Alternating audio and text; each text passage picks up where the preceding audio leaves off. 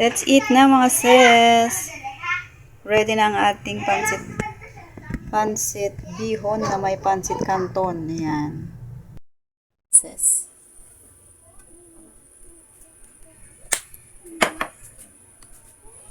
Ilagay na natin yung ating chicken.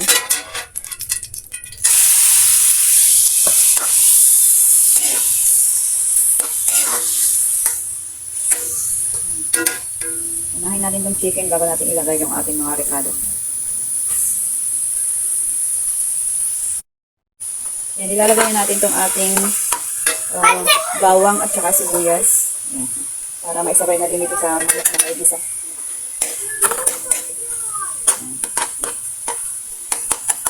Maganda talaga magluto mga sis pag medyo malawak ang lutuan. Malaki-laki yung ating kawali.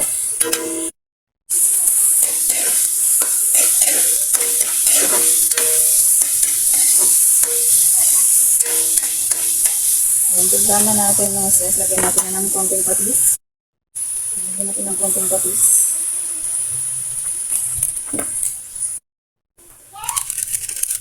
Magic sarap.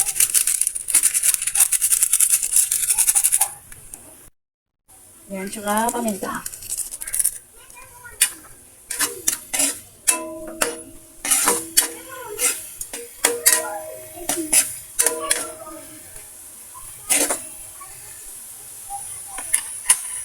Ayan, ilagay na natin yung ating atay, konting atay mga sis.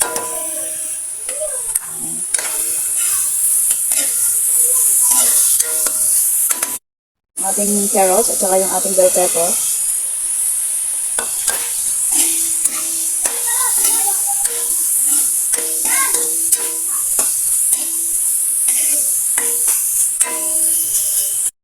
Isa lang natin ito ng bahagya.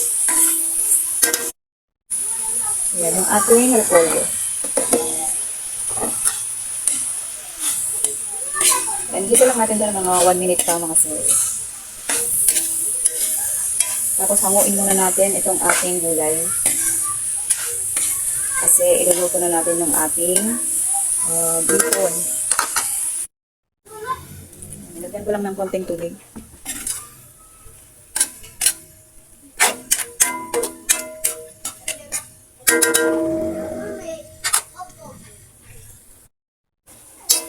Ayan, hakuin muna natin itong ating gulay mga sis. Mamaya ibabalik din natin. Para lang hindi siya ma-overcook, lalo na itong ating repolyo.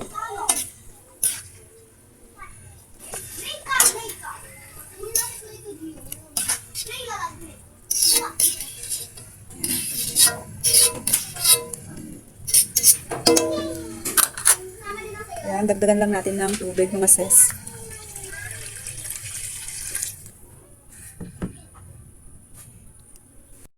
Ayan, maglalagay na tayo ng toyo.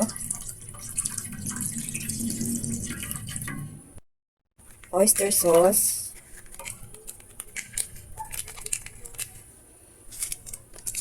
Saka ang ating shrimp cubes.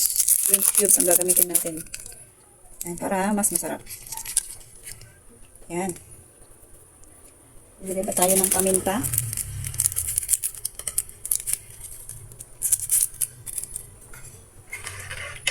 Pag kumulo ito, ilalagay na natin yung ating bihon.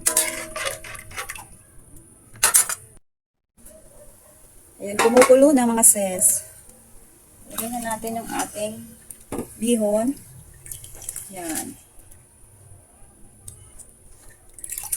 Binabad ko ito mga sis. Yan. Saka ating pansit canton.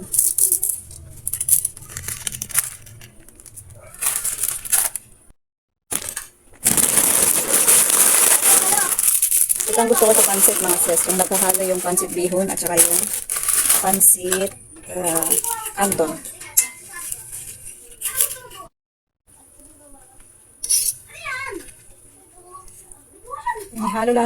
Halo-halo lang natin to mga sis hanggang sa ma-absorb yung kanyang water, yung kanyang sabaw.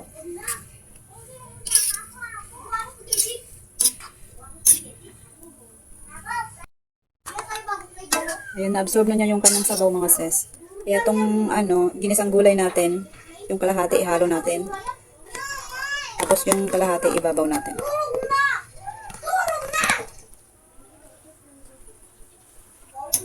Luto na to mga sis.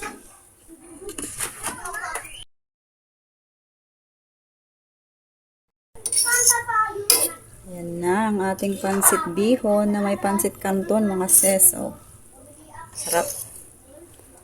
Ready to serve na to. Patayin na natin ang apoy.